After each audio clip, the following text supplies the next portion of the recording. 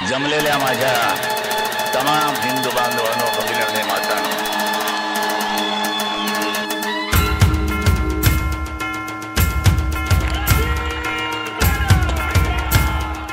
महाराष्ट्रातील तमाम युवकांचे प्रेरणास्थान, युवा हृदय सम्राट, युवराज माननीय युवा सेना अध्यक्ष श्रीमान आदित्यजी ठाकरे यांचा. मी मुंबईकर, शिवशक्ती भीमशक्ती एकजुटीचे प्रणेते, महाराष्ट्रातील तमाम शेतकऱ्यांचे, गोरगरिबांचे, कष्टकऱ्यांचे कैवारी माननीय शिवसेना पक्षप्रमुख श्रीमान उद्धवजी ठाकरे यांचा. अखंड हिंदुस्थानचे कैवारी प्रबोधनकार सुपुत्र, देव देश धर्म मराठी मनाचे मानबिंदू, हिंदू अस्मितेचे शिरोमणी, हिंदुस्थान हिंदू, हिंदुस्थान एकमेव हिंदू हृदय सम्राट, हिंदू धर्मरक्षक, सरसेनापती मानेता माननीय शिवसेना प्रमुख श्रीमान बाळासाहेब ठाकरे यांचा.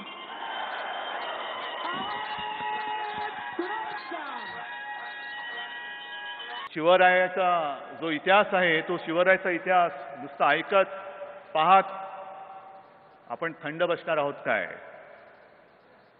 शिवरायाच्या नंतर सुद्धा घडलो तर मी इतिहासामध्ये जात नाही मोठा, पण काय घ्यायचं शिवरायाकडनं?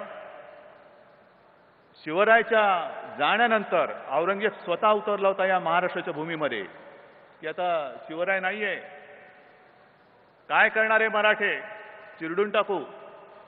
प्रचंड फौजफाटा घेऊन महाराष्ट्रामध्ये उतरला होता, पण त्या औरंगजेबाला 27 वर्ष लढावं लागलं, झगडावं लागलं. महाराष्ट्राची चिमूटभर माती सुद्धा जिंकता आली नाही, पण या महाराष्ट्राने त्याला मूठ माती दिली. त्या मातीमध्ये आपण जन्माला आलेलो आहोत आणि हा सगळा इतिहास घेऊन आपण पुढे चाललेलो आहोत. मगाशी आढावा घेण्यात आला, सगळा आढावा घेता येणं शक्य नाहीये, पण महत्त्वाचे जे काही टप्पे आहेत, शिवसेनेची जी सुरुवात झाली, सुरुवातीपासून शिवसेना आणि विरोधक, विशेष म्हणजे इतर विरोधकांपेक्षा आपलेच विरोधक आपल्याला जास्त अंगावरती आलेले आहेत. मराठी माणसाच्या न्याय हक्कासाठी जेव्हा शिवसेनेचा जन्म झाला तेव्हा शिवसेना ही संकुचित आहे, शिवसेना ही प्रांतीय आहे, खूप आरोप झाले. ही गुंडांची सेना आहे. पण त्याच गुंडांनी, त्यांच्यासाठी गुंड, आमच्यासाठी नाही, आमच्यासाठी आम्ही मावळे आहोत. म्हणा पाहिजे तर आम्हाला गुंड,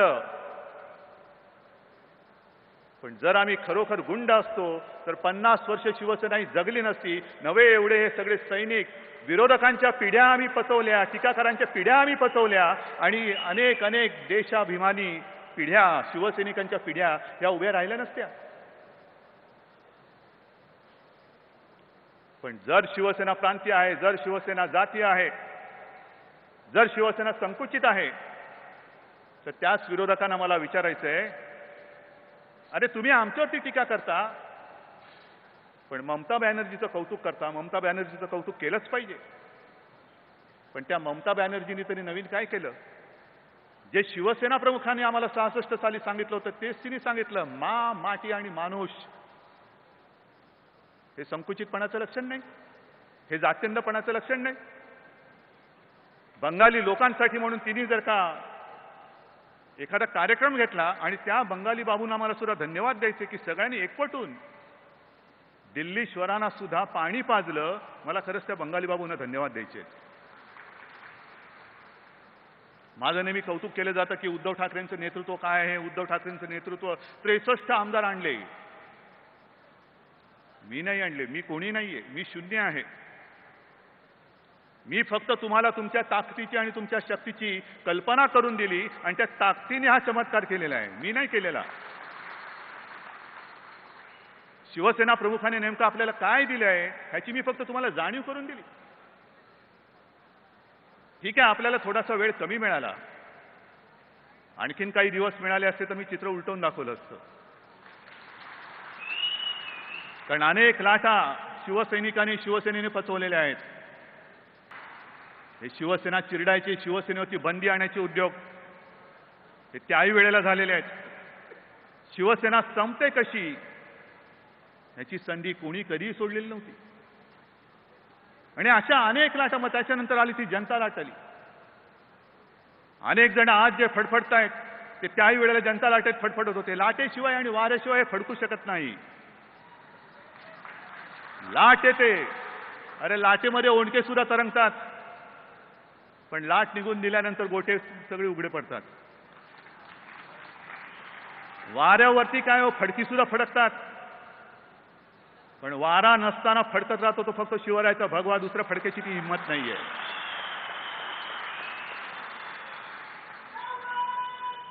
हे सगळे जे मी तुम्हाला सांगतोय, हे सगळे अनुभव, सगळे आठवणी. सीमा आंदोलन आणखीन वेगळं.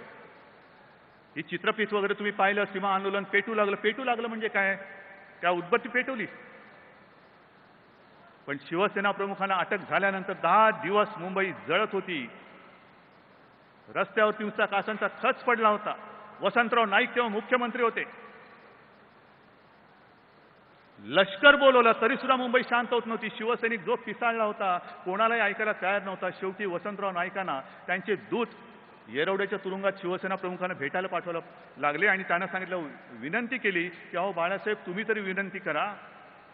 मुंबईमध्ये सगळा आंदोलनाने उच्छाद मांडलेला विध्वंस होतोय. आणि तेव्हा शिवसेना प्रमुखांनी शिवसैनिकांना आवाहन केलं आणि एका क्षणात मुंबई शांत झाली. ही शिवसेनेची ताकद आहे. ही आंदोलनं पाहिली, आणीबाणी पाहिली, आणि त्याच्यानंतर एक मोठं जे आलं होतं ते म्हणजे बाबरीचं आंदोलन. बाबरीचं आंदोलन आपण सगळे तर त्याला साक्षी आहोत. ज्या वेळेला शिवसेना प्रमुखांनी सांगितलं ते बाकीचं सगळं नितीनजी तुम्ही सांगितलेलं आहे की बाबरी मंदिर वही बनाएंगे, काय तो एक असा कार्यक्रम होता वेगळा. राम मंदिर पाडून बाबरी बांधलेली आहे, ती बाबरी पाडून आम्ही तिकडे राम मंदिर उभारणार. सगळं देशभर असे त्याचे ते तरंग लहरी आणि संपूर्ण हिंदू पेटून उठला होता. आणि झालं, सगळे कारसेवक गळवा झाले, तुटून गेले, कसे गेले, काय झाले. आणि एक दिवस अचानक बातमी आली की बाबरी पडली. दुपारची वेळ होती. मी धावत सांगायला गेलो शिवसेना प्रमुखांना की बाबरी पडली. मला म्हणाल, काय म्हणतोस, कसं काय, एवढ्यामध्ये कसंही पडू शकतं, एवढं मोठं काम होतं, कसं झालंय. म्हटलं मला कल्पना नाही. तेवढ्याच फोन वाजला. फोनवरती पलीकडे कोण होतं मला कल्पना नाही. शिवसेना प्रमुखांनी फोन घेतला. बरं ठीक आहे मग. आणि एकच वाक्य बोलले की जर ते शिवसैनिक असतील तर त्यांचा मला अभिमान आहे, मला गर्व आहे त्यांचा.